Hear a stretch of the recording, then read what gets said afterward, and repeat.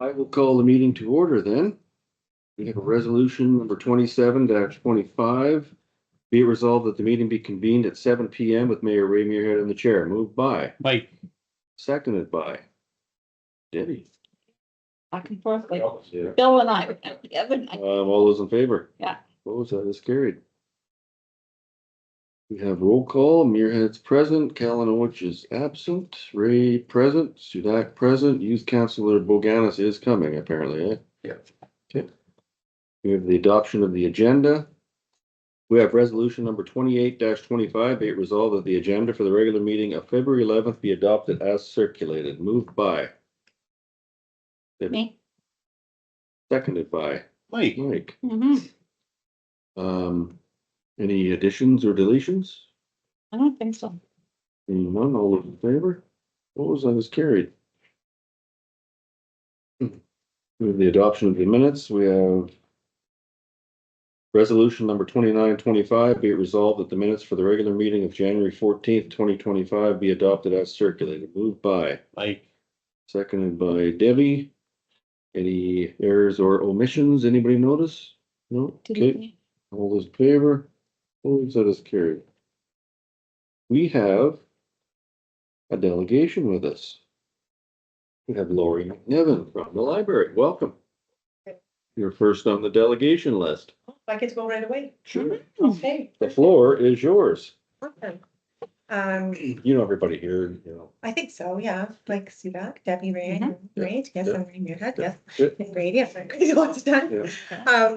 I brought some things with me. I have a little bit of a presentation. I'm just here to talk about the library and just kind of let you know what's going on in the library Yeah. over the past year.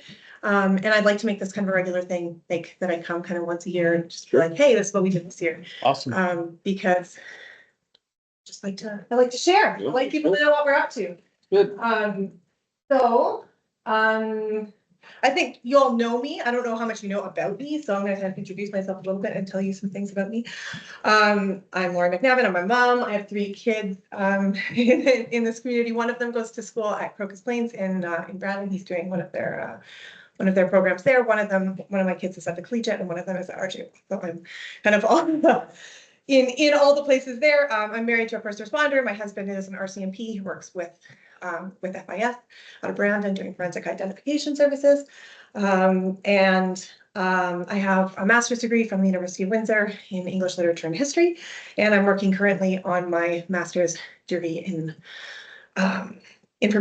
library and information science, so that I can be super extra qualified to do my job.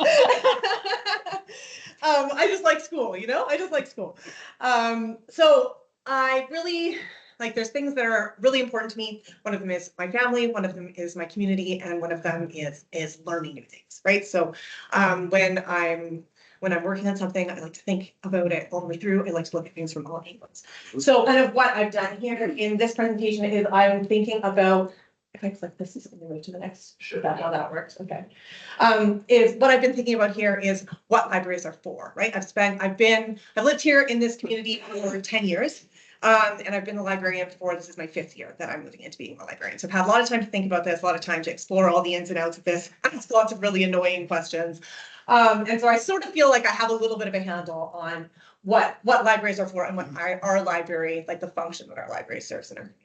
Right. So, and the main conclusion that I've come to is that libraries are not just about books.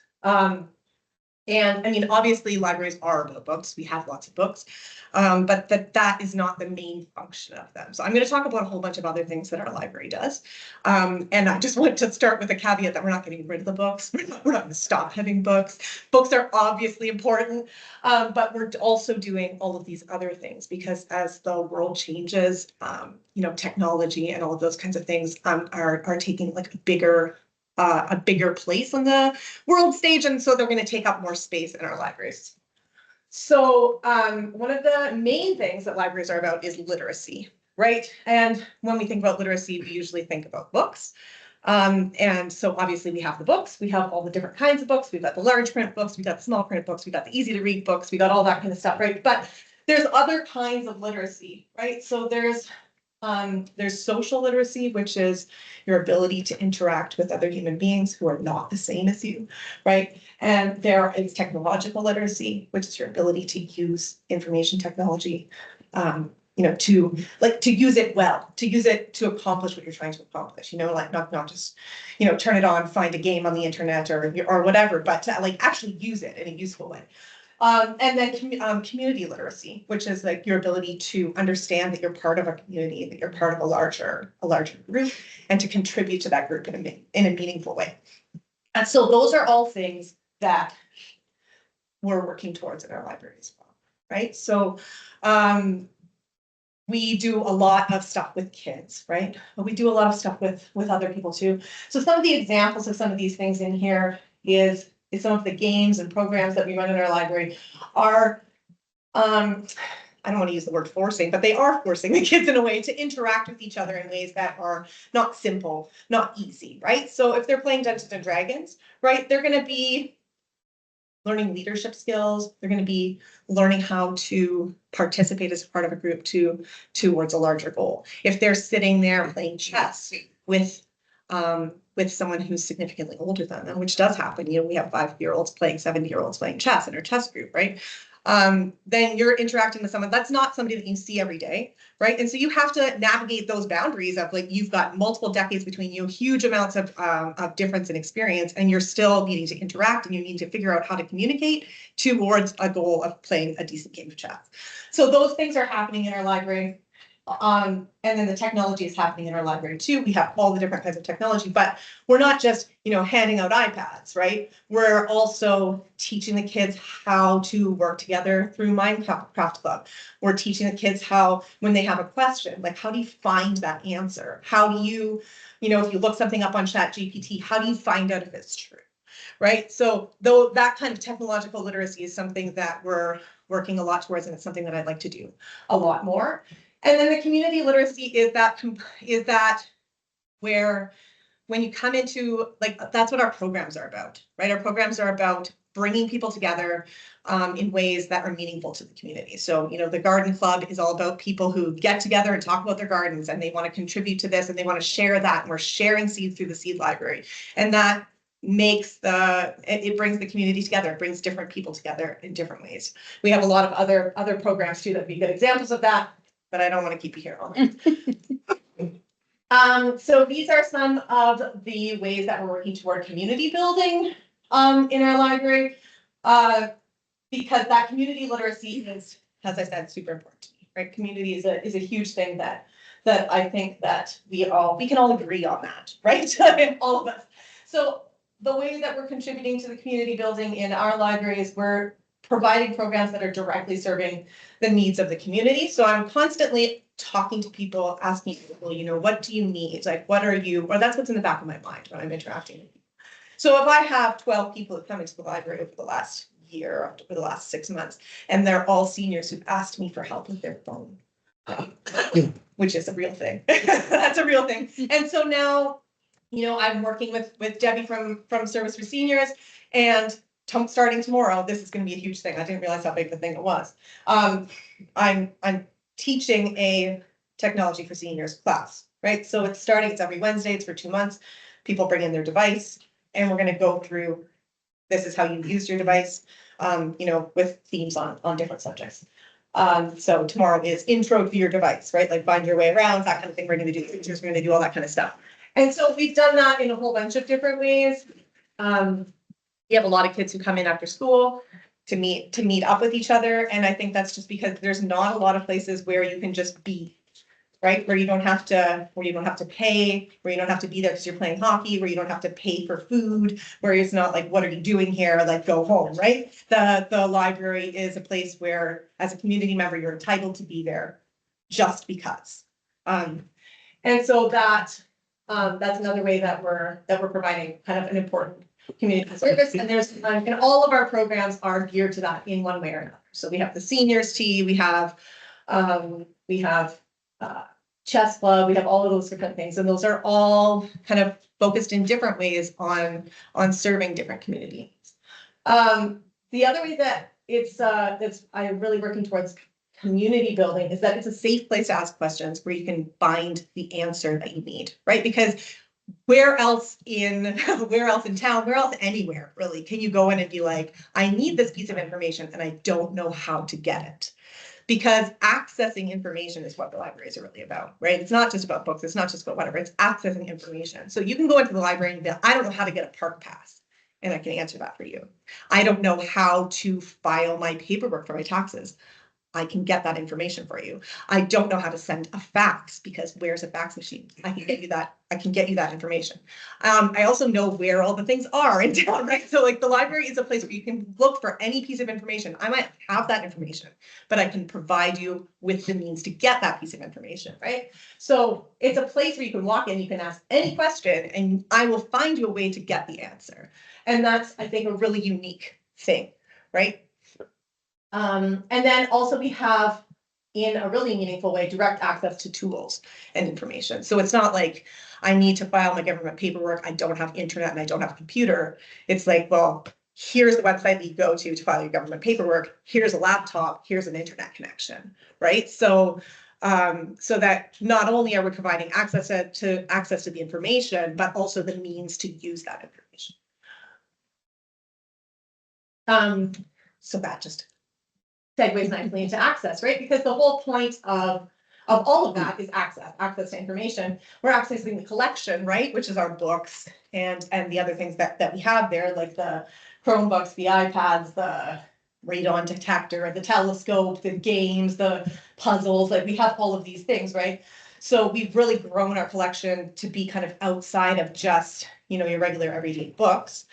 And to reflect kind of community needs in a lot of ways too. Our large print collection we're constantly building because there's a much bigger need for a large print collection.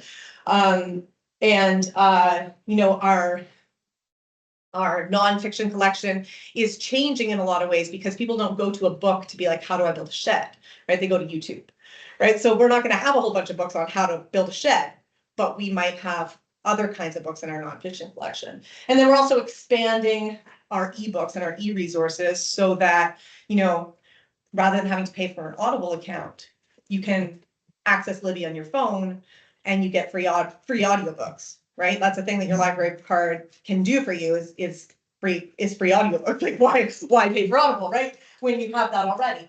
And also graphic novels, because that's a huge thing with kids, is graphic novels, and graphic novels are enormously expensive. And they read them in 2 minutes and then they're done, right? So, so we got a digital collection of graphic novels. So you have unlimited access to all the graphic novels in that collection, and you can read them on your computer, you can read them on your phone, you can read them on your iPad, or your tablet. And then the other thing is access in a more meaningful way, and that is not just physical access to the building, right? Obviously, we're wanting to make sure that the ramp, you can get up the ramp if you have a walker, you can get up the ramp if you have a stroller, you can get through the door. Like those are all things that I've spent the last 4 years making sure that those things are really, you know, working, you know, and that it's easy to get through the doors and those kinds of things. But also access in terms of if you're dyslexic, like is there a place I can direct you to, right? Like, do we have books that are in a friendly font for that? Do we have, you know, if you have other kinds of learning struggles, like, is there, like, what can we give you, right? So, and so that the ebooks and audiobooks are really meaningful in that way too, because, you know, if you're losing your eyesight, then, you know, the large print collection can only be so big, but you can change the size of the font on your iPad, right? Or you can listen to audiobooks, which kind of opens up a whole new world. So we're working a lot on that and making sure that not only are we kind of making sure that we have things that people need, but that we're making sure that they're accessible in all kinds of different ways. And teaching people how to use things is a huge part of access too, because it's all well and good if we have, you know, access to the internet, but if nobody knows how to find information on the internet, then that's not really useful, right? You know, if everybody just goes straight to Facebook for their information, or if they go straight to ChatGPT and takes it at its word, then we're not really doing our job. So that's something that I'm gonna be doing a lot more over the next year, is making sure that our programs are reflecting that kind of changing need for. You're looking really good in that library. Looks good in there. Thank Yeah. you. Yeah. Yeah, I've spent a lot of time on that too. I'm not really talking about that today. Nice. No, Yeah, nice. the space is important, right? Like making sure that it's comfortable and friendly. And that is when people stop by, especially when in the summertime, we have lots of people traveling through looking for local history stuff. They walk in and they're like, this place is huge. This place is amazing. You have such a lovely library. Like it's there. I get a lot of comments about, the atmosphere and how comfortable it is and how welcoming it is, which is, that's my huge, Mhm. that's a huge amount of effort I've put into that. So I'm very proud of that. Yeah. And so then the other thing that libraries are about is connection, right? So the programs provide kind of a really obvious way where there's connection. If you're gathering together on purpose with a group of people, then you're going to be having connection there. But also that the space itself brings people together, right? So, when the kids come in after school, they're meeting up with their friends, and you've got, these kids over here playing Minecraft in the corner, you got these kids over here doing a puzzle in that corner, and you got, you've got, people, two moms sitting down to knit and talk, and you've got, in the morning time, you've got three moms meeting up and they're bringing their coffee and their toddlers are playing in the, with the board books. Like these are the kinds of things that the space allows because you don't have to have a reason to be there. So that it's providing a community hub in a physical way, but that it's also providing a community hub in all kinds of other ways too, right? That I'm trying to bring together some of the other organizations that serve our community, like working with recreation, working with the Arts Council, working with the Chamber of Commerce, making sure that I know those people who run those organizations, that I'm participating in those organizations. And so I've had lots of meetings with different people. Like we're having tomorrow, there's a fancy hat tea party happening at the library for the preschoolers, and that's a joint recreation and library project, right? Like we're coming together, we're providing that, it's that thing, and it's gonna be super fun. We had the teddy bears picnic a month ago, it was amazing. We've had the Arts Council do classes in there. And I want to do more of that, right? But it takes a lot of, working together and talking to people and making sure that everybody's on the same page and that kind of thing. And then that's the other thing is communication, right? Is that the library is a place where, because we're a place where people go for information, then if we have information, then we can share it. So I spend a lot of time finding out what's going on where people can find things, where the information for that is. Like, how do you find the rink schedule? How do you find the bowling alley schedule? How do you find out what's going on at the park? Like, what's the interpreter? Like, I have all of those people's contact information, and I'm always checking up on people and making sure that I actually know what's going on, so that I can share it with other people. Because I had the experience of coming to this community and not being a person who had a Facebook account. And so then it took me 6 years to find the bowling alley in the basement of the rink, because I just didn't happen to be wandering by the basement of the rink. So I didn't know we had a bowling alley, right? And so I want to make sure that that information is available to people and that I can share it in as many ways as possible. So just to give you an idea of how successful we've been at these things, these are our stats for this year that I just compiled at the end of December. That's how many people came through our door, 11,462 since January of last year. We provided 233 programs. So that would be, we ran a thing that people could come and physically attend. That's how many books and items we checked out of the library. So that would be puzzles, that would be games, that would be books, that would be radon detectors, that would be all of those different things. 12,000. Technology is technology accesses. So that would be coming in to use the printer, which is a huge thing. Because nobody has a printer, nobody has ink in their printer. Everybody's got a printer. Nobody has ink in their printer, right? Password in the printer. So our printer is not like the cheapest printer in the world, but if you only need to print one page, right? 50 cents is still cheaper than $180 to refill the ink on your printer. So technology accesses would include our public printer.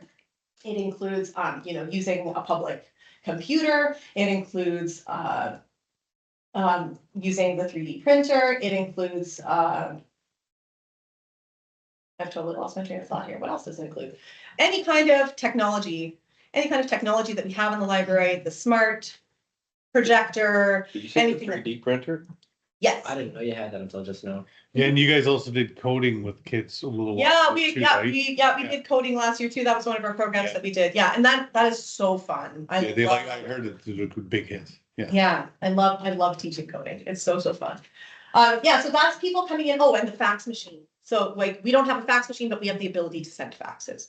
Because that was something that people needed, right? So that was something where, I went to Erica, that's our director, and I was like, listen, I've had 10 people ask me, can I fax something from the library? And I have to keep saying no. And there's not a way for people to send faxes from, all the different places where you could send a fax from, they're all gone now, right? So we can now send faxes, tell everyone.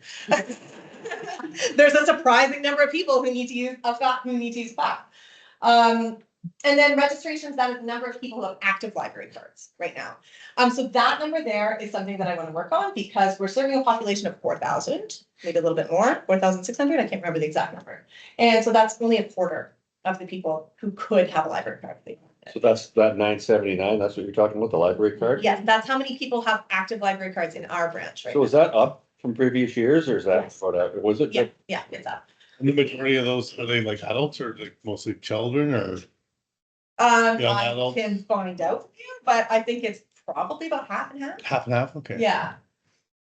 Yeah, and we have to take into consideration that in a family situation, it's probably a mom with 3 kids, right? And sometimes they'll get a library card for each one of their children, but sometimes they won't. Yeah. Right, so it doesn't mean that people aren't necessarily accessing the library, right? And but I do think that maybe we're not communicating all the way, all the things that you can get with the library card. I think there's still a lot of people that are like, oh, I don't read, so the library's not for me. Or, I only listen to audiobooks, so the library's not for Right. me, right? And that's just not true because, if you haven't been in the library, then you don't know that we have audiobooks for free. Well, for your taxes. Yeah, so that's kind of what we're doing there. And then these are our program attendance numbers to give you an idea of how many people have attended those programs that we ran. That's 1,352 children, 76 teens. Teens really do come in the library. I know everybody says the teens don't do anything, but they do. They come in the library, they use the library, they attend our programs. So that's just like that's teens who attended programs, not teens who just came in and used the Wi-Fi, right? I don't count those. I don't have a way to count those. And then those are adults who are attending our programs and seniors who are attending our programs. Our seniors numbers are going to be a lot higher this year because I'm doing this technology program. And some of our, and I want that, right? So I'm working a lot with Debbie. I've been talking a lot to Debbie. I'd like to get a lot more seniors into the library using the space because we do book deliveries, we do all these kinds of things. And I think that people are just, they're just kind of forgotten that. These numbers you have here are up till when? That's from January 2024 to December 2024. Okay, so it's 24 calendar. Yeah, those are our numbers from 2024. And so when I say I want to come back next year, what I want to do is I want to come back and I want to tell you the numbers from this year, and I want to show you how much better they are. And that's what hopefully, unless I fail miserably. So that is pretty much everything that I have to share with you at this point. That is my email address. If you would like to email me, please ask me questions. If you don't know something, come talk to me. That's the library phone number. And this lovely QR code just here. We now have a Google Calendar of all the things that are happening in the library because it's easier for me to update. I mean, we still have our print. Can we share that on our Facebook page? Yes, we can do that. Yeah, I need to talk to probably Kara about that. Yeah, I need to talk to her about that. So it's going to be in the same way that the ring calendar is kind of a perpetual calendar where you just keep adding to it, and the link is kind of a perpetual one. I think we could probably put it on the library page of the website too. Perfect. Yeah. Just so you know, this is we have a quarterly newsletter, which John does a lovely job of putting the highlights of that into the, these are the things that are happening over the next 3 months, but this is started in February. Some things that you might want to know about, we're having a little murder mystery fun night where it's basically Clue, but in the library. It's so fun. It's for grown-ups, not for kids. Technology for seniors. It's I Love to Read Month right now, so come in and cast your vote on the tournament of books. Because we're having you gotta vote which one's best. Right now you have to vote between How to Train Your Dragon and Charlie and the Chocolate Factory, I think, which is a very difficult choice. Very difficult choice. If you're interested, I will leave this here for you. Mhm. We have story time, we have readers tea for seniors, and then if you're interested in sharing with any other seniors that you know, this is the technology one. You don't have to come to all of them. So if there's a specific one that you're like, hey, my mom would really like to know about that thing, you can come to just one. Like if you only want to know about pictures, you only have to come to the pictures one. And I think there's lots of people who are going to drop in just to the ones that they're interested in. If you got excited about the audiobooks, this is the information for how to get that app. You do need a library card, so if you don't have one, come and talk to me. And this is for the library app, which is the way that you can browse the catalog, renew your books, request books from Brandon, all that kind of thing. Because your library card does give you access to the full catalog of all the books in the Brandon Library, both branches, the Neepawa Library, the Glenborough Library, all that kind of stuff. So when you're getting a library card, you're not getting access just to our books, but to all of those other books as well. I talked a lot. I talked really fast. Does anybody have any questions? Thank you. I think that was great. Thank I you very think, much. you're doing a heck of a good job. I think Yeah. you've got it going on. Thank you very much. And we are on, we broadcast on YouTube, so for everybody out in YouTube land, get a library card. Yeah. Yeah. Well, thank you very much, and we welcome you to come back next year. Okay, perfect. Yeah, thanks. I will do You're that. looking really good in there, really good, so. And if you need anything from us, Yeah, you know where we live, so. okay, sounds good. I'll come and ask. Thank you very much. Thank you. Thanks, Thank Lori. Okay, we got another delegation. Want to go get her movie? Krista, do you go to the library? Not very often, no. Well, you might wanna think about it. I kind of am, so. Good. Don't come in and use the 3D printer. Yes, we're between 3D printers. The other one got so well used that it broke down and is needing to be replaced. So it's in the process of being replaced. Nice. Yes. Yeah, we. You know those things that that's all will drive. Better ask for a really good one. Sounds like there's lots of interest. You're a tough act to follow. Where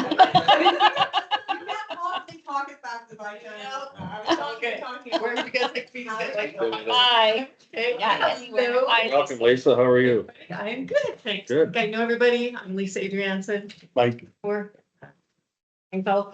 And I know you guys have a really busy night, so I will not take up very much of your time. The floor is yours. I appreciate you having me here. So basically, Daylily Garden. Yep. North side of Carberry. Yep. Sometimes called the Daylily Park.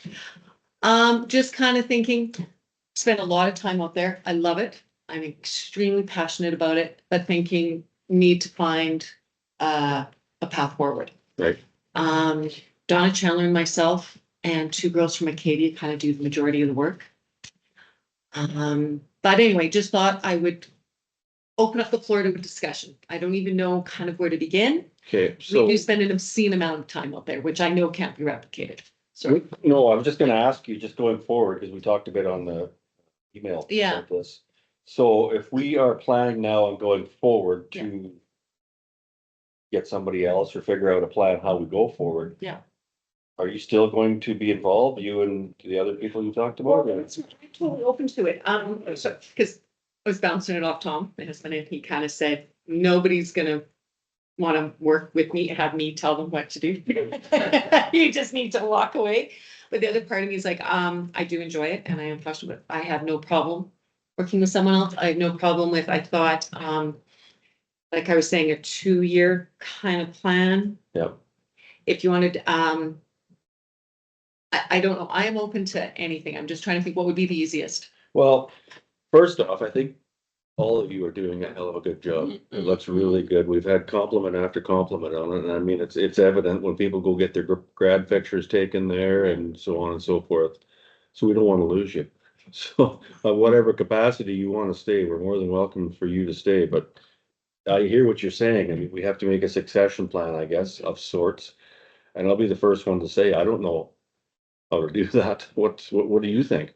Start putting out Well, I feelers guess- for more volunteers or? We've tried, like, again, I went back through my little garden club file. We've been working there since 2007. I don't know if I put that in the email. So that's why I was kind of thinking 20 years.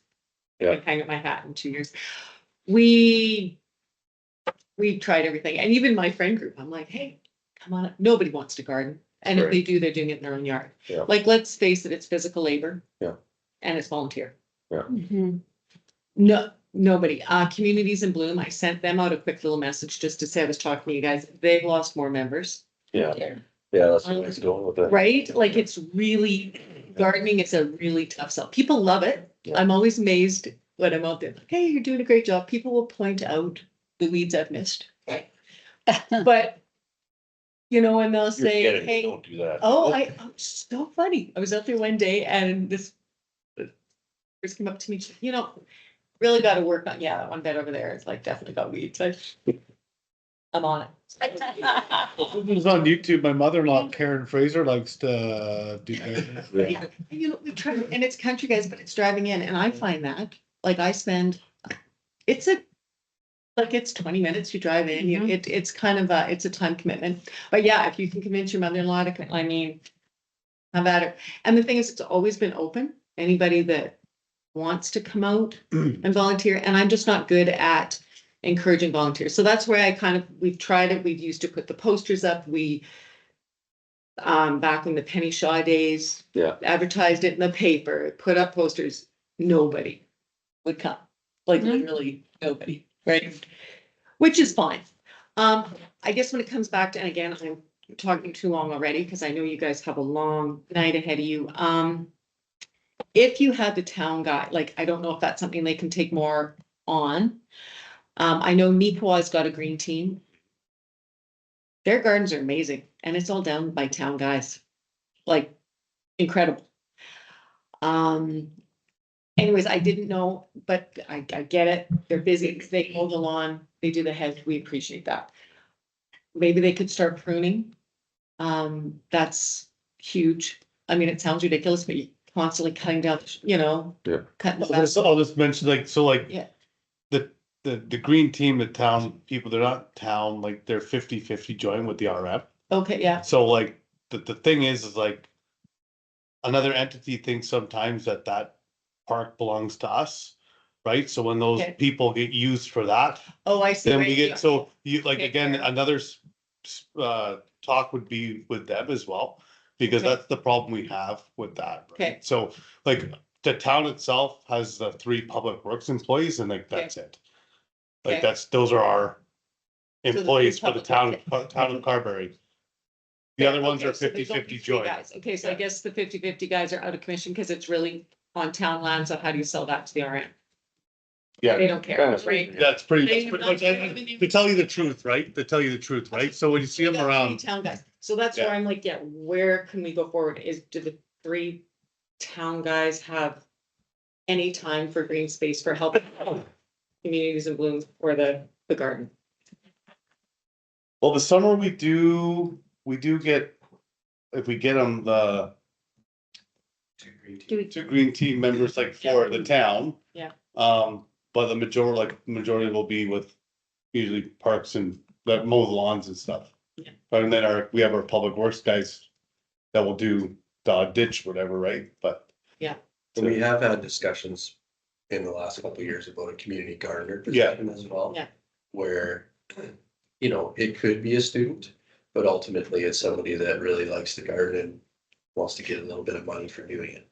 And sort of take that volunteer aspect out of it, and have somebody that, To actually pay, yeah, that like knows what they're doing or what, Mhm. and cares that it was gonna look good and that, so that's something that we can discuss as we go through our budgets, which we're working on right now. that's why I thought of Brandon, yeah. That's how I can kind of see it working, but yeah, how budgets work. Also, yeah, there are a lot of gardens in Carberry, and now, well, with the new memorial garden, I mean, what is the plan for maintaining that? So whoever is maintaining that, maybe they could slowly. Yeah. Take on, and I mean, I guess the sign garden would be the first thing you kind of want to look at, right? And then. So would you be open to maybe be like the Lily project coordinator or something? Like, Liaison person, absolutely, like I like the said, go-to kind of person, cause like you'd know more about, which, flowers and shrubs and whatever go in certain places and what it looked like, you know what I mean? If we hired somebody that was a gardener, it'd kind of just be, they kind of just be on their own and. which is how it's gone, like, Right. we had volunteers, like, there's not a lot of, expertise, it's basically just labor going in, you see weeds, you dig them up. Right. If you dig up a flower by accident, it happens. Yes. I mean, there's not a ton of expertise, I'll be Okay. totally upfront with you, but it is definitely labor. That's the other thing with any, volunteer or any workers, it's definitely, labor. But just going forward then, if we were to, and I'll use the green team Okay. as an example, somebody like the green team, but if it was town dedicated. Would one person be able to do that on a, like, say, a steady, is it a 5-day week type thing? I thought about that, and there's two ways of looking at it, and don't take this the wrong way, and John, don't write this in the minutes. It depends how they work. Right, I can go out and do a lot in 4 hours, yeah, but I don't know if a young kid green team volunteer would do that same amount in 4 hours. You know what I'm saying? I know So exactly what you're saying. what I could propose maybe, and in a transition type thing, what if, say, a half day every 2 weeks? If somebody could be there for 4 hours and I could help them, I could go out and do my thing. They could do that. I could just say, I would suggest, because I mean, nobody wants me telling them what to do. I would suggest, let's prune this, this and this. They help carry the stuff away, see what I'm doing, and they can kind of get an act. Yeah. And it's working together. It would be like a volunteer helper, but I would still be there. Yeah. And if Dawn is there or if the other girls, that kind of thing, that would be a huge help moving forward, if that was an option, and then I could still do my thing on it, but that would take a big chunk of work out of it, because that's an extra body Yeah. Mhm. every second week for 4 hours. Well, it's something to think about, there's no doubt We can about it, start, and yeah. we appreciate the fact that you're giving us, heads up, so we've got a bit of time to budget for these type of things and just find out in the grand scheme of things where we stand on that park, like who's responsible, what is responsible. I mean, it's one thing to put a memorial garden there and the daylily garden, but it's another thing to maintain it. That's always the Yeah. thing. Yeah. Oh, yeah. Mhm. And we don't want to let it go, because I mean, it is the showpiece coming into town now, so. We'll figure out a way for sure. Yeah. But yeah, so I just thought I would kind of throw the ball in your Yeah. court. I envision, and I know I haven't given you guys a lot of notice, that I will still be working there a fair amount Mhm. this summer. I totally appreciate, we've had Acadia. Yep. Does their work bee, and you guys have paid them the $400. That's huge. So they have the one big work bee, but two ladies who nobody else needs to know, they do a lot of extra work too. Yeah. But they're getting tired. Yeah. I mean, they definitely do, but, so if we keep paying Acadia, that's huge. Yeah. And, I guess with the memorial garden there, that's annuals. And so they would need to be watered. So if the green team guys are doing that, like we do try and water some of the daylily garden, if they fact, they could take on that, that would get rid of another big piece. We could just do things like that. You might be surprised if we really put the blitz on and look for people, like you say, Karen and Lauren, I see them across the street all the time doing that little semicircle. And I think, Pat and Evan Chartrand help out with that, They help up with, yeah, communities and bloom Yeah. for sure. and Yeah. they'll do that, yeah, so. If we get on this, like in the next Yeah. month or so, Yeah, do a start little farm blitz, gardening, You guys go to town, and I have, like I said, I have no, like, I'm not particular about how anything's done. If I show up and somebody's weeded it, hey, I am. Yeah, but we still need your Right. guidance, I mean, Yeah. you're the You one. have the vision, like, you guys, look, if you have the vision, right, like, it's a lot easier when someone says, okay, what are we doing here? Yeah. Like, well, this is what we did for years, then people just, they just know, sometimes they look for, even though you don't wanna say, Yeah. it, people wanna listen to you, I bet they will, so. Yeah, so that's what we'll do, I think, going forward. Yeah. We'll find out where we're at in the grand scheme of it all and what's all involved. Yeah. And hopefully continue to work with you and come up with a plan. So See what happens there. does that make sense? Well, that sounds excellent. Yeah, like I Good. said, any help would be appreciated and see how it goes this year. And then next year we'll really. And again, we really appreciate you and all the other volunteers' efforts. I mean, you got it looking pretty sharp. Yeah, it It was does really look good. beautiful, especially when we had all those people for that Mhm. memorial, so. Yeah, the last few years, I mean, there was, although I said it's been since 2007, there's been a lot of rough years. There was Yeah. a lot of weeds and stuff, but yeah, the last 8 years maybe, it's been looking. Yeah. Yeah, really good, I think. Nope, that's But good. anyways, Well, no, well, thank you for. Thank you. thank you for coming out. Be kind to me, John. As soon as you leave, we're gonna tell them what to write about. You know this recorded, right? Thanks a lot. Cheers. I throw that mother-in-law under the bus there. Yeah, I think she heard you. Yeah. We will hear you. Oh, Yeah. you there? Yeah. Good for her. Okay, let's move to finance and accounts. We have the ACAO report. Was that? The finance. Yeah, yeah, okay. And I'll read this resolution. We have resolution number 30-25. Be it resolved, the council accept the ACAO report as presented. Moved by, Like, seconded by Debbie. We've all had a chance to look at it. Is there any questions, comments, concerns? It's good. I'll call the question. All those in favor? Opposed, that is carried. We have the financial statements. We have resolution number 3125, be it resolved that the financial statement for January 2025 be received by council. Moved by. I think it's Debbie's turn, isn't it? Sure. back and forth, baby. Yeah. And seconded by Mike. Big thing. Is there any questions in regards to the finances? Everything looked in order, I believe. Yep. She always does a good job. Okay, all those in favor? Opposed, that is carried. We have resolution number 3225, be it resolved that the accounts check number 15709 to check number 15784 totaling $325,107.12, electronic payments of $385.83, and direct withdrawals of $88,714.62 be approved for payment. Moved by, seconded by Debbie. Any questions on that? Hearing none, all those in favor? Opposed, that is carried. So we have some planning going on. We have Lyons Estates subdivision.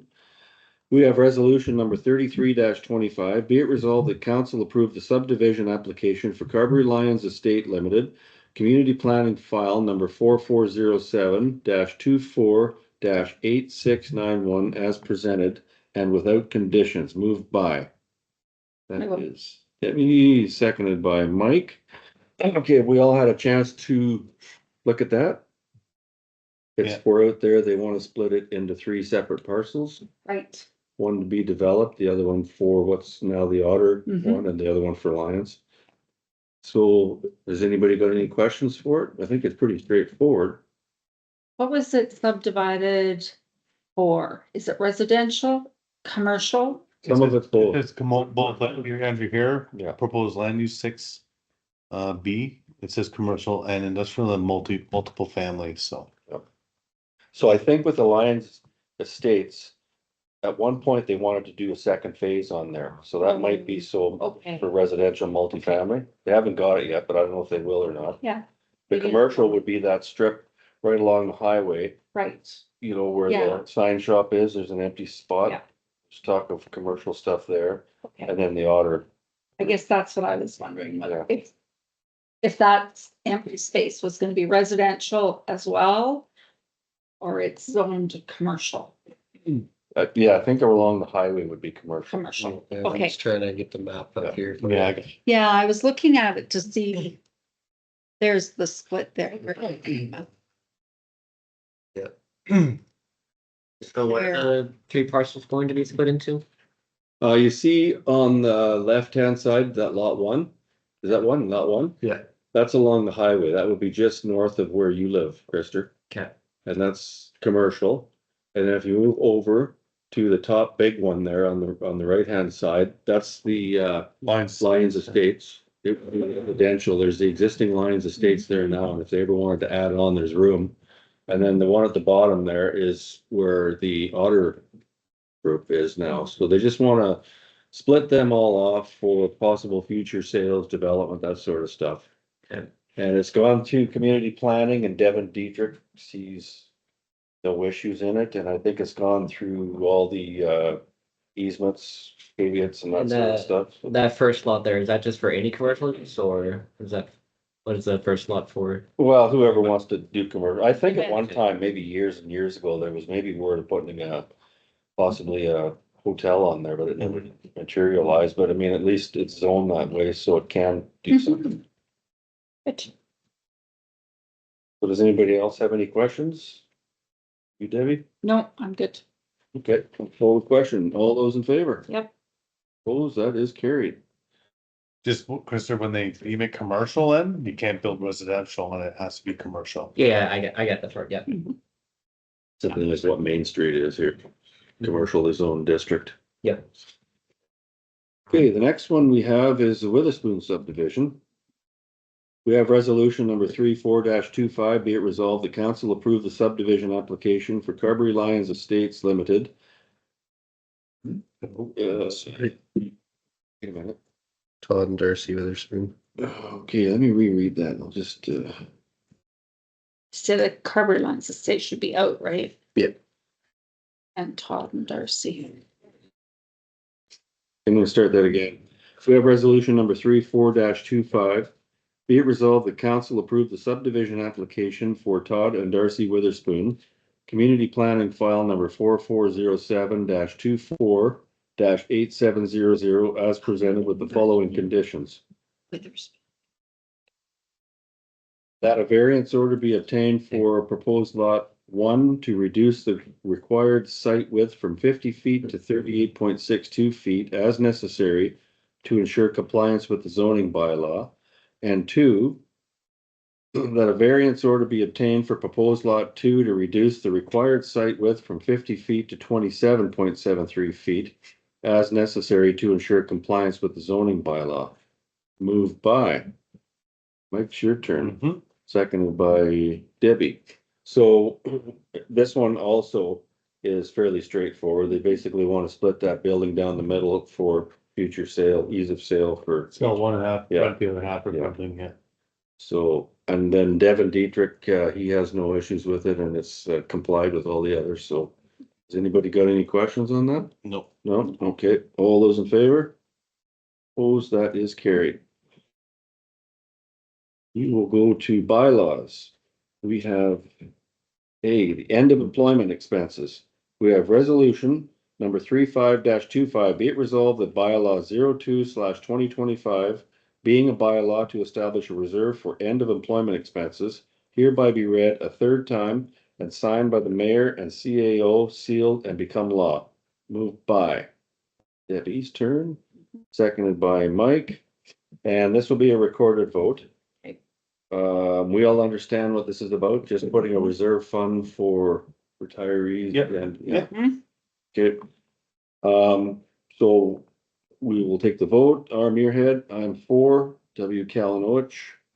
He indicated he was for. Yeah, he's absent. Debbie Ray, Or Mike Sudak, 4. that is carried. Thank you. And we have B mobile home park fees. We have resolution number 36-25, be it resolved that bylaw 04-2025 being a bylaw to set mobile home park fees hereby read a first time. Moved by, Mike. seconded by Debbie. That's just kind of housekeeping type stuff. or- Yeah, the last bylaw I can find was from 1992. So I wanted to put it on the agenda and get this up to date and also have it correspond to the fees that are being charged. I wasn't able to find any record of where that changed, but it's different. then my recommendation to council would be to pass the bylaw with a January 1st, 2026 implementation date to allow lots of notice to the owner of the trailer park for whatever he has to do in the background, if you choose to amend the fees. Right now it's $55 per unit. Per month. Per month. Yeah. Yeah. So is that just for the unit, like a trailer has to be on it or for the lot? Yeah, the trailer, for each trailer that's. Like it's being serviced Yeah. or whatever, yeah. Yeah. Okay. The only question I had about this is it's called, and this may be a non-issue, but it's just a question I'll ask. Is it time to upgrade that and instead of calling it the trailer park, just rename it the mobile home park? Trailers are kind of sixties, seventies, I mean, I don't know, I'm just throwing it out there. Yeah, I think Or does it- the business is called the Carberry Mobile Home Park. Okay. Yeah. All right, So So- I'll make sure the language in the bylaw is the same, but that's why it's titled the Mobile Home Park yeah, Fees bylaw. So, I just thought trailer park kind of cheapened Yeah. it, so Yeah. just my thoughts. Is this just like the Market Street one or the Barron Bay too? Barron Bay is not a trailer. Well, okay, I just thought I'd double check. Yeah. Okay, so, we have a mover and a seconder, all those in favor? Opposed, that is carried. We have a procedures bylaw, we have resolution number 37-25, be it resolved that bylaw 05-2025 being a bylaw to regulate the proceedings and conduct of council hereby be read a first time, moved by, we got Debbie's turn, seconded by Mike. This is kind of a housekeeping thing, and you had a couple of things in there highlighted. Was that different from before? Yep, so I added in Easter Monday as a general holiday. Yep. And I'm just going through to make sure I don't miss anything. Or is that here? And putting in some language around when we want to move the regular meeting dates. So notice period, it gets published and stuff like that. And that's in the case of the general holiday. Right, And then if we want to move a regular meeting for other issue or other reasons, it has to be done at least one regular meeting prior, just to allow for adequate public notice, delegations, things like Yeah, that. Unless there's emergency situations, which we can judge that depending on the scenario. So, Okay. And I think that was all that was amended in there. So just Okay. clarifying a few things based on experiences. yeah, yeah, Right? it looks Yeah. good to me, I think. I have a question Any- about what's that. that? At the top of the document, it said for bylaw 17/2022. I was just curious about that. I just missed amending the number at the top. Okay. Yeah, that's just a clerical error. I'll fix Does that. that answer your question? Yeah. Good, Good catch. okay, look at Chris here go. Show up now. No questions, everything's good, okay, I'll call for the vote, all those in favor? Opposed, that is carried. We are down to unfinished business, we have 1 and 5 intersection. Nothing really new to report, standing agenda item. Okay. Working on a meeting with Dustin Bowie for you and I in Winnipeg on the 3rd when we go in there. Just some further discussions about some of the concerns we've had as a one-on-one with MTI. And I haven't heard anything more on the next presentations to the public. Good. All right, we'll move down to by-election, I guess we can, Yeah, we've had officially 2 candidates. They've both accepted their nominations, so we will have a by-election. March 8th will be the advance poll, and March 18th will be the by-election. Both will be held at the drop-in, which is different than normal. Normally it's at the hall, but it was booked up, so we moved it to the drop-in. I've asked for bios and pictures. We'll share on social media if the timing works for the next newsletter, which will be really tight for the by-election. But we might be able to do, we'll try and get the word out there as much as we can. And I'm gonna see if the Chamber of Commerce wants to do a candidate session, Okay. for the public. So, Very good, and I wish each of them good luck. sorry, I guess you can send names. Lisa Dobbin Waters. It's hyphenated. Lisa Dobbin, Dobbin hyphen Waters. And Samantha Van Dam are the two candidates. At least we have an election. So is this for mayor or what is this by election for? First Johnny's council position. You Okay. kicking me out here, Justin, or what? Pardon? Kicking me out? Later. All right, we'll move down to BMO closing. You want me to talk about that? So we're all aware of Bank of Montreal is pulling out of town. I had Carla Robertson contact me. She works for CIBC. And she said that as soon as some of the people from CIBC seen that, they expressed maybe an interest in putting something into town. So I sent a letter or a text rather out to Carla to see if she could come and meet with us, which she did. So myself, Bill, Grady, Kara, and Carla met a day or two ago, and she says that CIBC is interested in coming to town. As it stands right now, they would like to have a meet and greet, wine and cheese type thing, maybe in March sometime, to give people a heads up as to what to expect. They will not start a new branch like what we've got now, but they will give an option. She's not 100% sure that there will be what's ATM, Okay. but it all depends on when we have this meeting, how many people show up and how much interest. If there's a whole crew of people show up and there's a lot of interest, it might be okay. So anyways, that is what's going on. She works from home a bit, so if there was an office space available and there was enough interest, she would come in and sit in the office, and if people wanted to transfer funds, that sort of stuff. So there is a chance that CIBC will do something.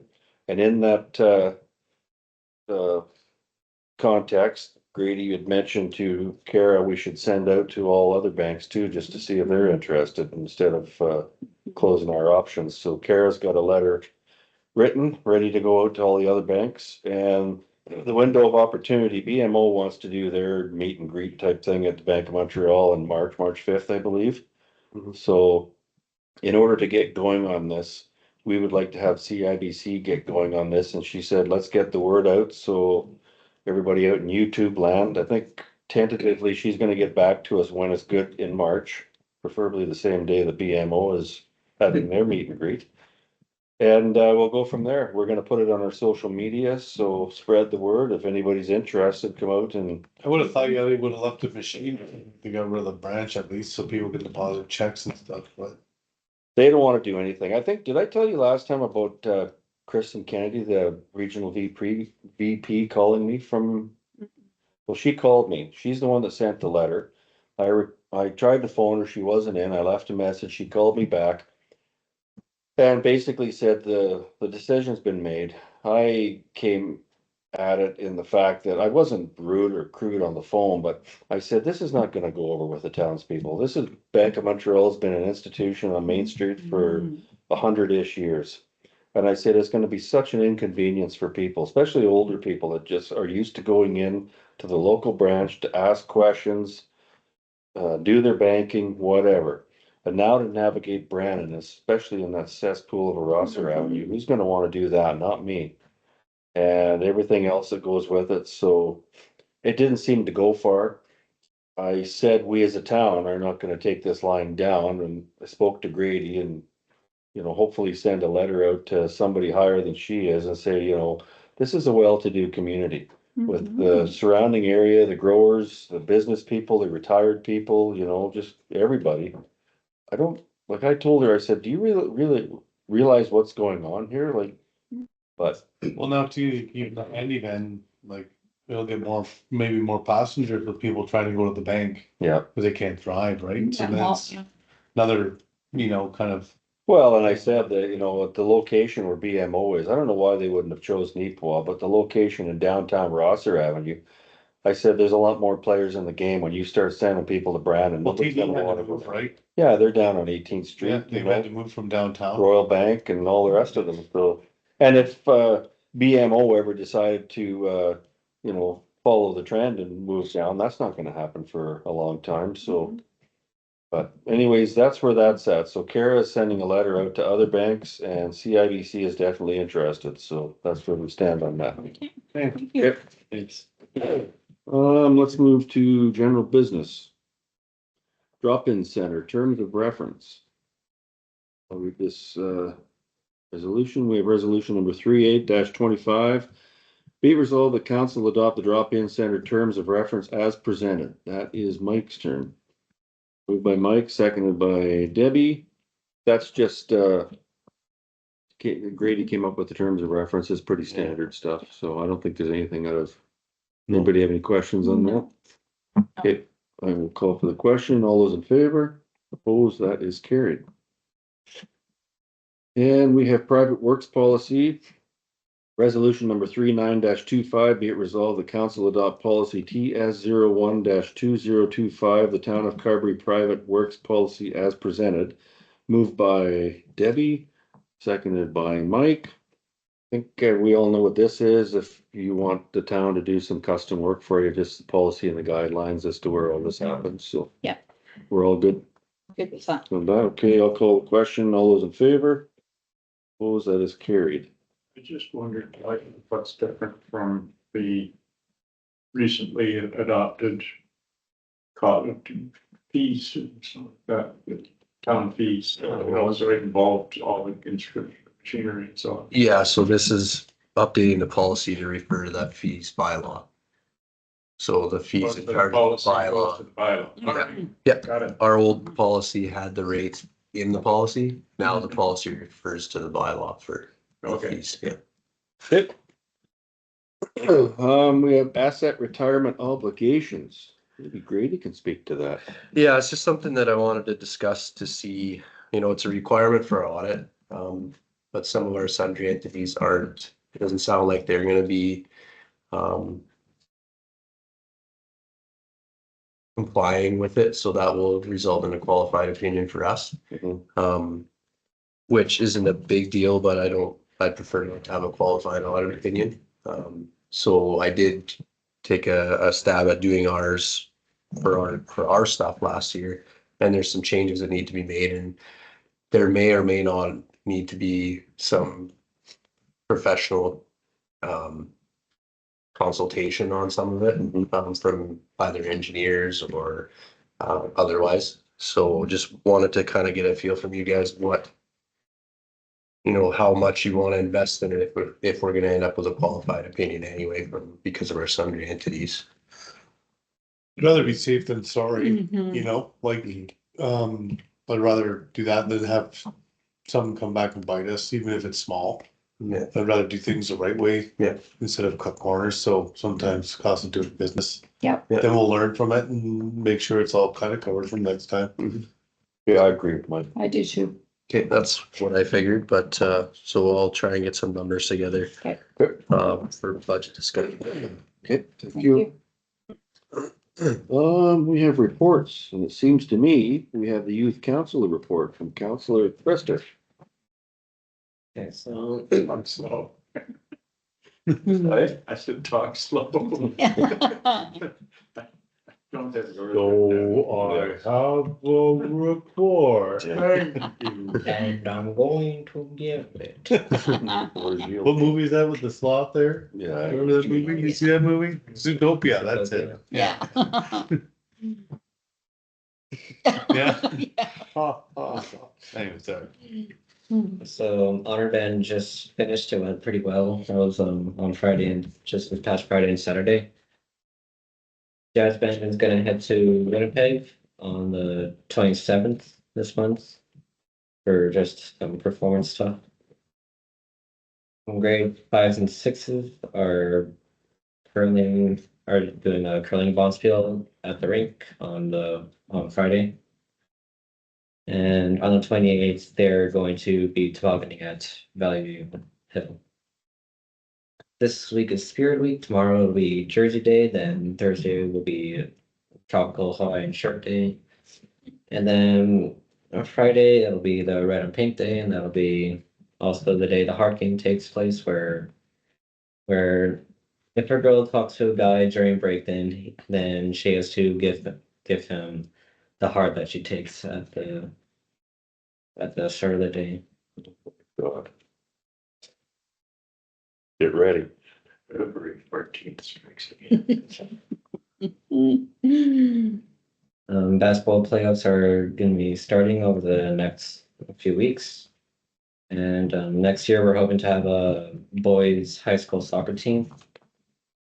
That's in the fall for MHSAA. And Carver Collegiate has been selected for PISA, which is an international student assessment program. And Mr. McCollum said that he thinks that we're testing kids in science and stuff.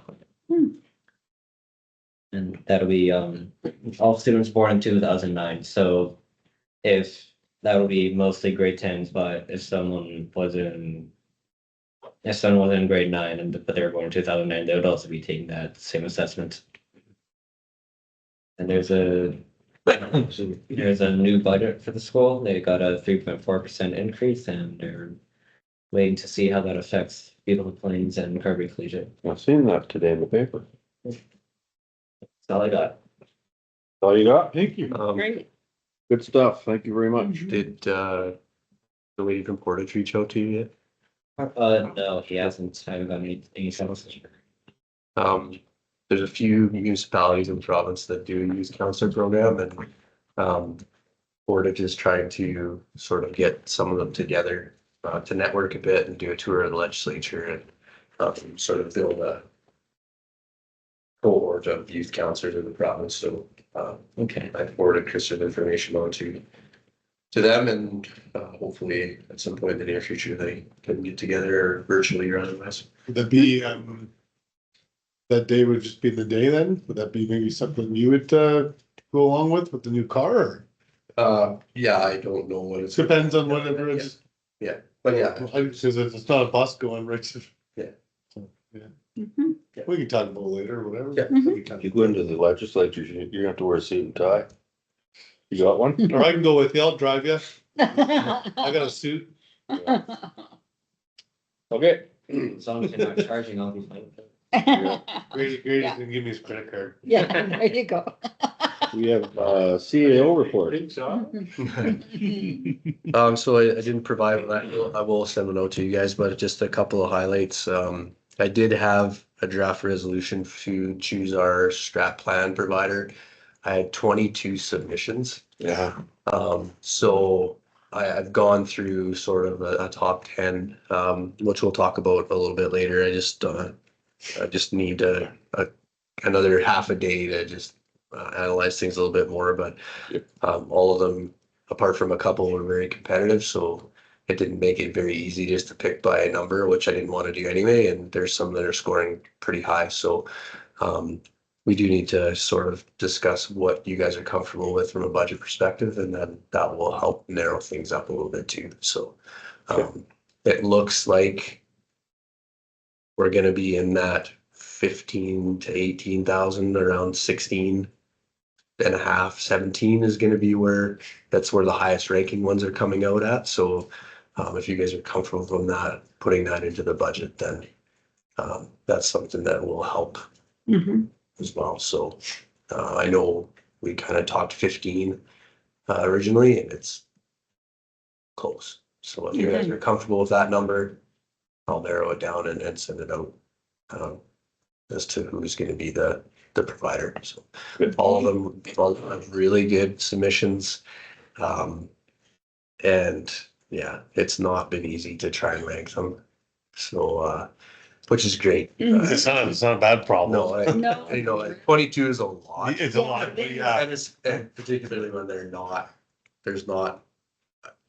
a couple of groups of them that are outliers. Right. And it's like, there's one here and then everybody else is Right in the middle. $10,000. Wow, that's great. So I think it says something about what the RFP looked like too. It was pretty clear on what we were looking for. Mhm. Perfect.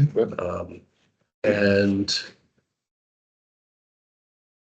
the other thing I wanted to bring up was, I talked a little bit about it at a Health Action Committee meeting last week.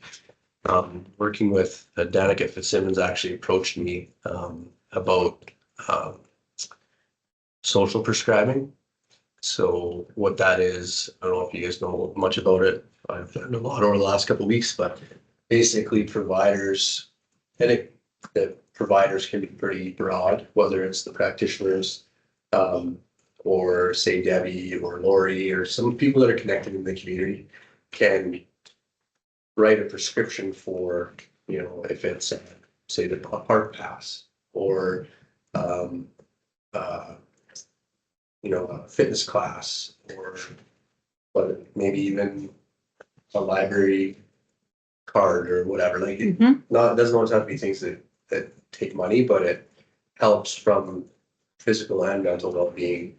And it's something that we need to figure out how to administer and how it's gonna be funded, because that can be a barrier for people, is the money that it costs, and gym membership or bowling or hockey or curling or whatever it is. So, we're working on that. We're sort of gonna put a focus group together, involving some key players in those areas of the community, and then, sort of build from there. Mhm. And I think it's a really, really good option that's gonna help a lot of people. So more to come on that. And then the other thing is April 24th is our mental wellness. We're gonna call it a community wellness day. So working with the school again, we're getting that planned out. We're gonna do a similar structure. There's a couple more things that are coming with that. Student leds for high school, I think, are on that same day. And we're going to have the wellness fair open at the same time, with hopes that after the students have a chance to visit during the day, that they'll bring parents through, or parents will want to come through there, to see what resources are out there. We're hoping to have a full gamut of resources again. In the evening, Kat Arnold is going to be presenting, on her sort of story with substance use, and then coming out now having counseling business and being a counselor. And we also have Big Daddy Taz coming as our sort of keynote at the end of the night, to present to Hospital. the community. Mhm. He's at the hospital. Yeah. So that's our tentative plan, and then the school's working on Camp Connect, it's called. So the students would stay at the school overnight without their devices, and be connected that way as well. And that's we're kind of looking at a theme of connecting communities. So, you know, who your people are, that if you get in a spot where you're, you know, not in a good place, here's my people, or here's the, you know, the ones that I can rely on to get me out of these spots, and sort of developing a passport that you'll have available, and people will know sort of who to go to, right? Like if I've got a list of 5 and Mike knows I'm in a bad spot, he can just, you know, on my passport, it's, Yeah. you know, I'm gonna go talk to Ray or whoever it is, Mhm. as an example, right? So trying to give some tools and some resources, and just sort of keep that conversation going. So that's April That's good. 24th. Super. Cool. That is good. That it? Yeah, I'll put together Wellness Day or Community Wellness Day? community wellness day. You can market it as that for now, and then once we narrow things up, we'll market it And so what's the date on that again? April 24th. It's a Thursday night, Thursday and evening. There's no school for the high school students on the Friday, so. All right, we'll move to economic development report. Did we all read, Kara's report? Yeah. At the bottom, I wanted to just bring up about the trailer. She had a picture of, was it 3 different trailers? That first one looked to me like it would be decent. Mhm. Like, I don't know The other ones she has are good, but they're like the beaver tail. Do we need that or? I don't know. No, I don't think so. I know you guys wanna go with a bigger trailer and those ones. You're not, they just won't pull with the SUV, right? They'll Okay. have to be pulled by the truck because they're heavy tandem axle trailers, Yeah. which isn't a big deal, Yeah. but. You know, it's just something that we'll have to consider if we do decide to go with something like that. That was the one I looked at, was the first one. I thought that looked pretty good, but that's just one man. Yeah, you don't really want the slope on the back if you're gonna be using it as a float, cause that. No, It's that's more a hazard. lower stop kind of thing. Yeah. Yeah, so just leave that in her capable hands then. Yeah, I can take the feedback back to her and. Yeah. And then one other thing, that, she wanted me to bring up is there's been a little bit of a mix up with, the scheduling of the winter fair and her holidays. Okay. The fair is actually a different week and there's an overlap. So she's wondering, and you don't have to answer tonight, if there would be council volunteers to work. Well, be with staff to, we'll have to, if we can do the Friday, Saturday and the takedown. Just, there's a little bit of a conflict. She's willing to change it if need be. What Right. days are those? No. Yeah, I think it's April 4th and 5th, whatever that Friday, Saturday, or 5th and 6th. I can, I'm around. yeah, I've been there a couple of years. I can go back. April's all evals and stuff. It'll be- Yeah, I'll be available. Yeah. Okay, we'll make it Yeah. work then, and then she doesn't have to change All her right. plans. They've already got hotels booked and everything for traveling, and so it would be, yeah, okay, good. Good.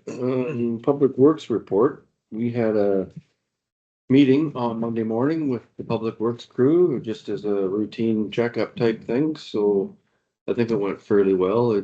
They have a couple of wants / needs that they're gonna put forth. Whether it happens or not remains to be seen, but just kind of some housekeeping stuff, some equipment upgrades.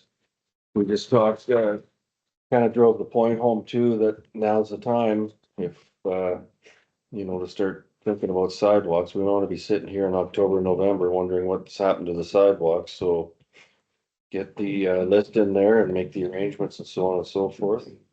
Kind of said that there's a lot of stuff laying around the shop that doesn't need to be there, pallets of that Z brick, with that stuff. If you don't need it, get rid of it, kind of thing, you tidy up and. Yeah. So. Spring cleanup or something. Yep. So I think it went, there's nothing else going on there, Grady, was it? Nope. Fairly standard stuff. Yeah. Okay.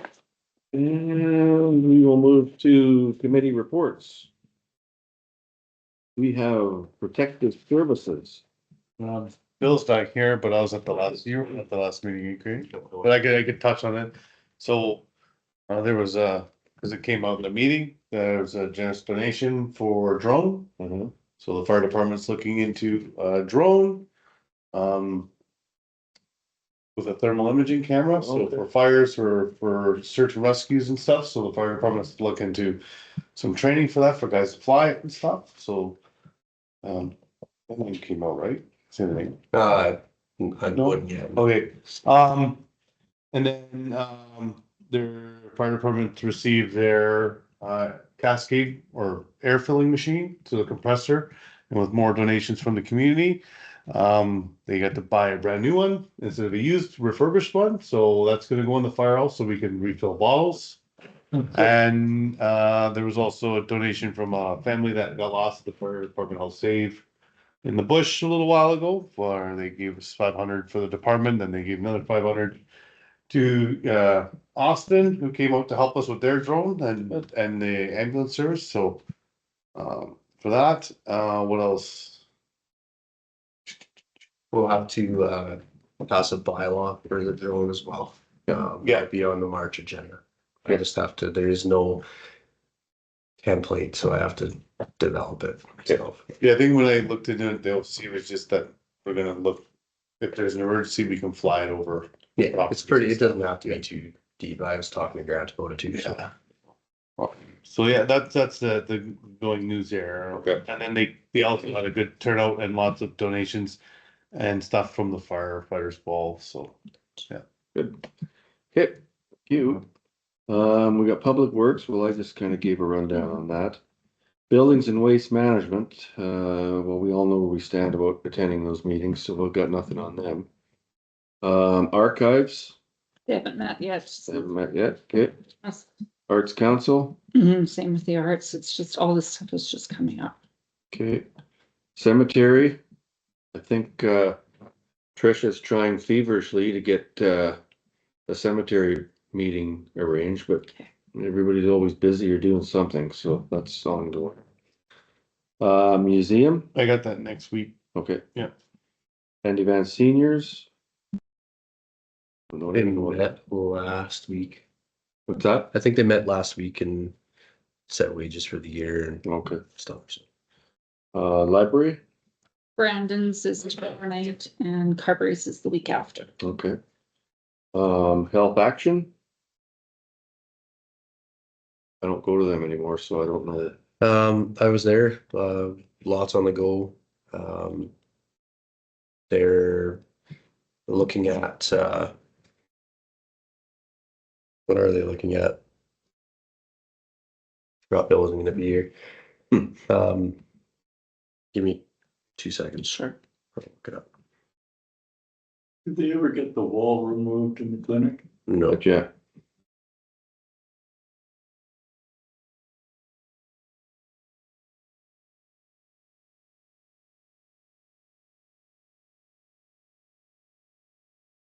there we go.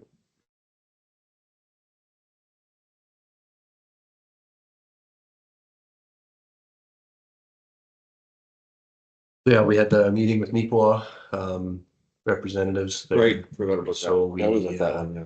Yeah, we're just, they want some advice on how the committee is structured and things that we've been doing, successes, challenges, things like that. At the our health action committee, they're still looking at some equipment that's needed and it sounds like it's being worked on by the clinic. Health center staff recognition, the health action committee is gonna spend $50 on tea, cream and sugar. Because they're not supplying coffee, tea, sugar, that kind of stuff for the staff anymore. I took it upon myself on behalf of the town. I got 4 flats of cans of coffee and I dropped 2 off and there are 2 more ready to go. So, and just told them like, if you need coffee, just tell us. Yeah. And we'll make sure. Like, it's ridiculous that that's a budget cut Yeah. when it's $41 million in cutting Yeah. coffee supplies, but Yeah. they got their trade show banner. There was an issue with it, so there's another one coming. There was a wrinkle down the one edge and the company's replaced it. Looking into a few grants. They had talked about investing some money. I made some suggestions to them on how to structure that. Before we shop anything, they got to give us a number that they're looking at. So I suggested that they set up sort of a minimum account balance that they want to carry and then where their triggers are for investments above that. Example, they want to carry $100,000 and when they get to 125, they'll invest the 25 kind of thing. So they're gonna figure out what they're comfortable with and let us know.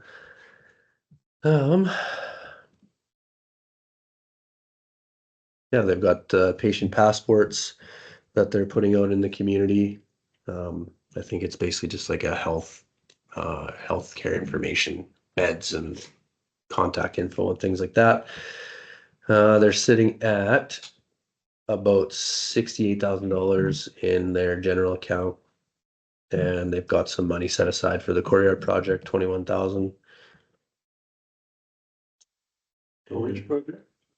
The courtyard. Oh, the Courtyard. Well, And there's just concerns, obviously, with some of the announcements coming from the government, you know, the mandate to cut agency nurses by 15%, which is fine, but who's going to do the jobs? Yeah. Where is that going to fall? Is that going to fall back on the full timers? Are people going to leave agency nursing? Probably not. Yeah. But and the Code Maroon, that's been put out by the Manitoba Nurses Union. When I saw that, I reached out to the Manitoba Nurses Union from the town perspective. Ray and I are going to meet with them on March 3rd just to see if there's anything we can do to help support what they're doing, which in turn will help with staffing levels at our facility. And that's most of it. think we're getting a new paramedic, aren't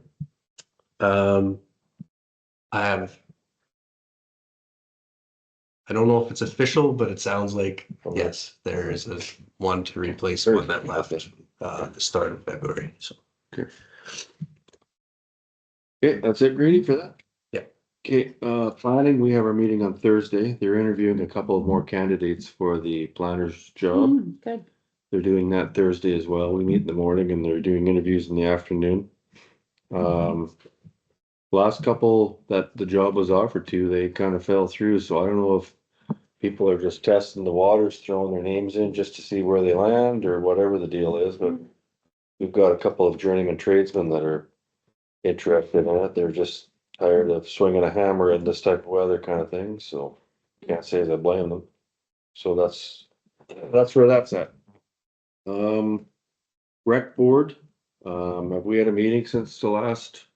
No, So pretty much all of our volunteer rec board members resigned in unison, so we haven't had a meeting since. There's a bit of a situation in and around that, so we haven't met with them and I don't know where we stand, so that's where that's at. White Mud. Anything on White Mud? Something that's now, right? So Johnny's back up. Yeah, I haven't got anything. Okay. Daycare?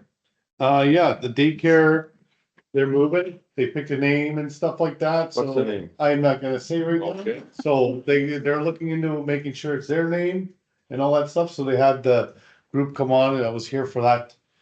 They gotta make bylaws and they are gonna get incorporated and all that stuff, and I think Grady's helping them with the movement of the land and stuff, so I think what they need is a commitment letter from us. Like to go forward, like that we've committed the land to them. Yeah, Yeah. I'm still waiting to get confirmation, but. Yeah, and like I said, Grady, like the, obviously Karen, you know, is, I don't need to come in the office, Kara's part of that as well too, so. Yeah. They're really moving hard on it and everything's going pretty well, so. That's it, that's that in a nutshell, they can get, so. that's good. And I told them, you know, any concerns or whatever, just give me an email or whatever, and I'll pass it along to Kara or Grady, so. Mhm. Good. Just on the subdivision, so.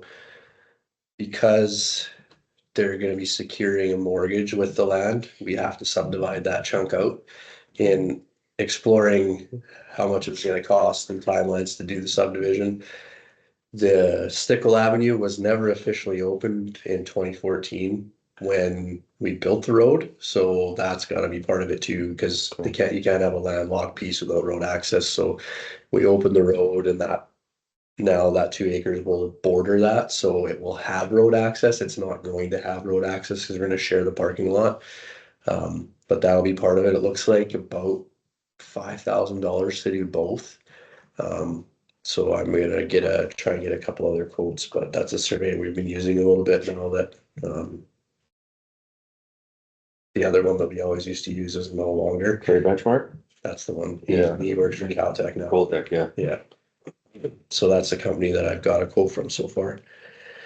So that'll take some time, and that's where they're just checking to see if we give a letter of guarantee that there just has to go through the subdivision process, the land is theirs. Yeah. To start the process on the mortgage for, and then that opens up the grant opportunities and everything. It's what gets it rolling, and I guess the last thing I forgot, and I'll do, it's like, well, there's one more thing. Like when we use like the lawyer or whatever to transfer that, can the same lawyer kind of be used for them to take it?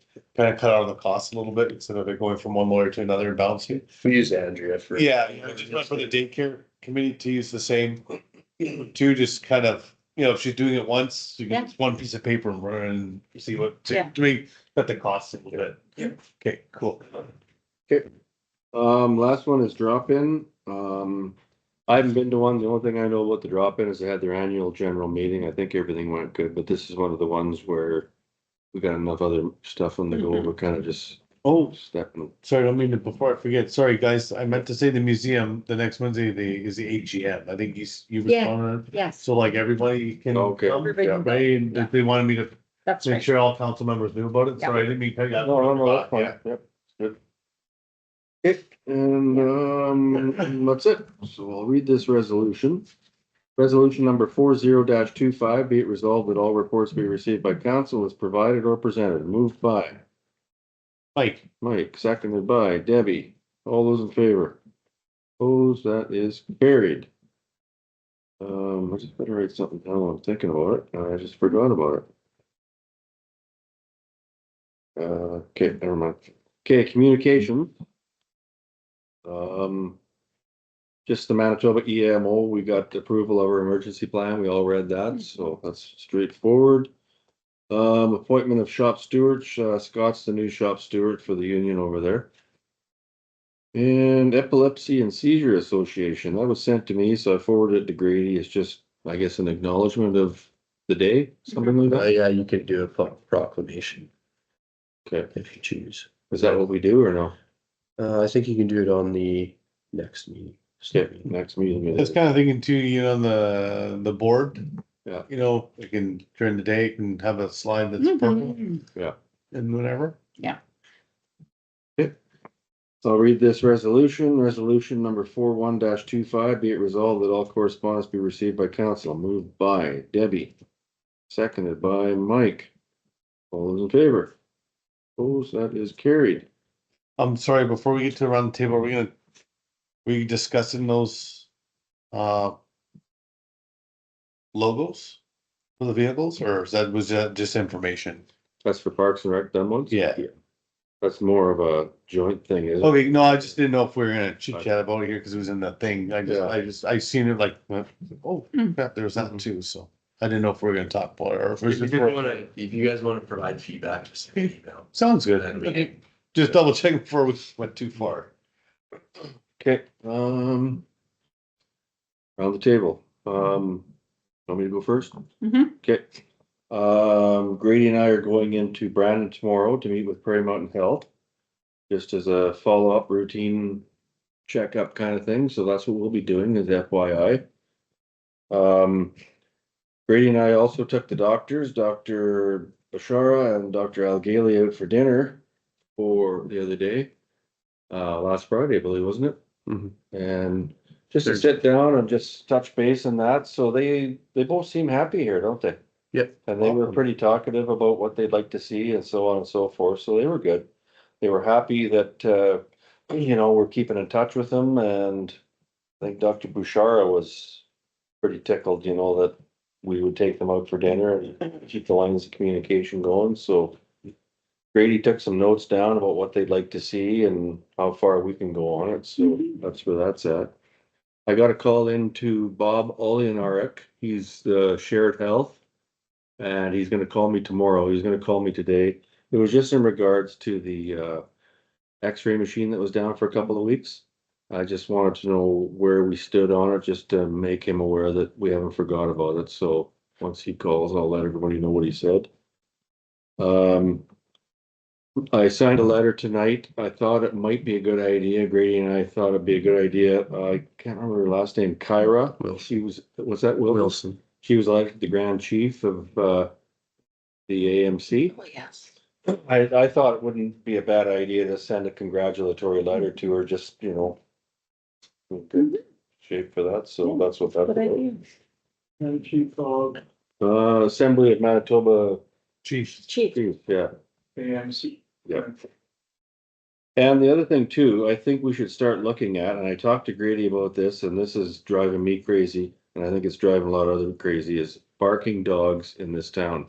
I think you had said it's on every street, isn't it? Most of them, yeah. We can't have this. I mean, I got my neighbors next door, they bark at a cloud, they bark at the wind, and there's nobody come out to say anything, and I'm not putting up with that. Spring and summer is that big.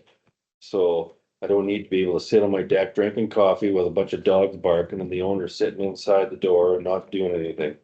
So I don't know if we can put a blurb in the newsletter about that. We need to start clamping down on that and encouraging people to call and start forwarding complaints, because I think a lot of these owners of barking dogs are just, Well, can they you, don't care. can John reference the law number and the bylaw, like, Yeah, we should be able to. Mhm. we just forward you that, John? Because we passed that nuisance bylaw, so it's with sound and, Mhm. so it's not about music playing, it's, you know, if you're Yeah, everything from like running a motor for 4 hours and stuff like that, it's in the middle of the day, you know, so. but this is, we can't have this. There's no use having a dog bylaw like that if we can't enforce it, so. I'm at the point, and I don't wanna be that bad neighbor, but I'm at the point, I'm not gonna be texting the neighbor and going knocking on the door anymore. It doesn't work, so. If you have to start lodging complaints through the animal control or whatever and calling animal control. That's what we're gonna have to start doing. I think maybe start throwing some fines out or making it look like we're serious on this. And I think that is, I had something else and I lost it. Anyways, that's all I got. So let's, you got anything, Mike? Yeah, just. Maybe talk about, cause spring's coming up, like, do we, have a list of like signs, like I know the one coming out of the rink, it says Wellwood Road's kind of all worn out and stuff, those blade signs, Grady? Maybe look at a list of those for the summertime, for when people come to town, right, so they're not all worn out and stuff. Yeah. And then just maybe if. I know, winter's kinda, it's not ending now, but I've noticed like. The piles of snow, especially like by the tracks, like. Infrastructure there, we dealt with the other night, but not just with the fire department, but just in general, like. You know, Highway 5 or Wellwood Road, like it blows in pretty good and it seems like no one's out. People going to work at 6 a.m. and getting stuck like on the highway. So, or on the tracks, like, and but it can cause an accident, right? Mhm. And it just. When I drive from here, when I drive to Brandon and through Brandon, I don't see any other ones that are a problem like that. It just seems like ours on Wellwood Road. So I don't know if there's a disconnect between CN and MTI, or it's just timing, or it's just where it blows in, but they need to learn to, you know. Cut that intersection back, like even when the snow was blowing over and we had that ice that was about that thick and it was all uneven, you know, Mhm. like. Again, it's their job to plow the snow, right? So, it's just a concern for me anyways, so. Okay. That is CN's problem and our. Well, it's half. Yeah, it's highways, Yeah. Wellwood Road, and then the tracks is CN, right? Like they Yeah. can't run the Okay, blade so over the it's CN tracks, Yeah. but again, too, like they piled. The snow, as you can tell, about 4 to 5 feet high, so now when it blows, it just blows in on itself, Yeah, right? And they don't push it back, so, I've been, yeah. So again, with every time it's windy like this, it just gets worse and worse and worse, and they're not out till. Whatever, like if, again, like when it was blown in, the plow truck went. Stopped, looked at it, and then went down Highway 5 up towards the highway, you know, so. Well, I'm not blaming for what they might have their way of doing things, maybe I just don't know about it, but it'd be nice to know like what they're gonna do about it, so. Okay. That it? Yeah. Debbie, what do you got? I'd like some sand on the streets. Would you? Okay. Mhm. I've seen them going up and down with the, sander on front of. That corner up here. I know this is highways, right? But what is that? 4th Avenue? Mhm. The corner is so slippery. Do they have that beat? That's what this they year? use. Yeah, Okay, You got that ready? Yep. Okay. What else you got, Debbie? that's it. Okay. Chester, have you got anything? Oh, I got nothing. Okay. I got nothing. Okay, Grady, you got anything? What about you, John? oh, I'm just, we Happy gotta to be wonder here. how the 3.5% works. When it actually arrives at the office with numbers on it. you let us know next meeting. Yeah. By then the iron. Maybe the school division will fix up the baseball diamonds. Yeah. Mm. Okay, everybody doesn't have anything then, we've got it in camera, Grady? Okay, I will read this motion then. We have. Resolution number 4225, be it resolved, the council move in camera under section 152(3)(b). 3 of the municipal act to discuss preliminary matters, moved by Mike, seconded by Debbie. Excuse me, all those in favor? Opposed, that is carried. Thanks for coming in.